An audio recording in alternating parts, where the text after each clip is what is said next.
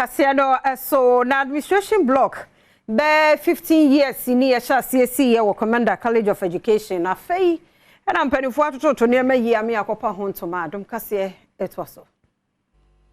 Oswafa bedi echira wo hwe enwumasua so gift chum ampofo edi ato mpanifo ne adesuafo e Komeda College of Education anim se aban sika twetwere dia wode ahye enwumasua mu no ema wo ma ne nyekwa esanse aban ne yedi obetimi biya se beye a enwumasua betimi akonkan ne senti wonde a wo beye ene se obesua ade yie na won chefa wo beye ede ama mpontonwuma akoso no so waye ode sansem etu dwabra wo kobie administration block ano ewo school no emu.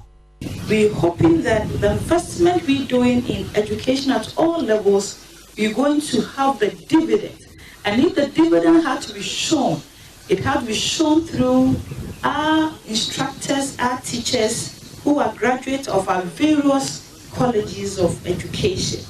Because the foundation of every society is the most important, and that is the basic school.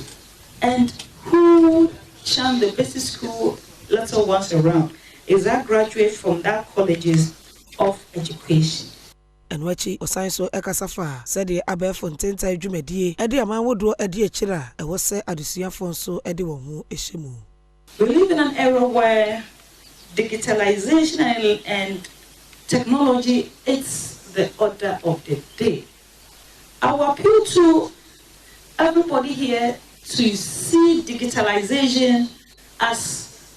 a unit that has come to stay with us. That is why the government of the Republic is also making a lot of investment so far as digital education is concerned. Ne krakra ena opanyinia obo ayema wokukuru Komeda College of Education si ho ne nana na nefu asenewa ya wono na yeba himo wo Komeda dompase enso da mpanifo yase se watimi ekora school ni mu aba besi sa abre ya ahye ne nana animonyam dende schooli wa kai Mr. Sam na nebusiafo ihe num ye nananum a ye wechiru se ye nananum ampa de mukoni a nchende enyim yema wa ba ye njibi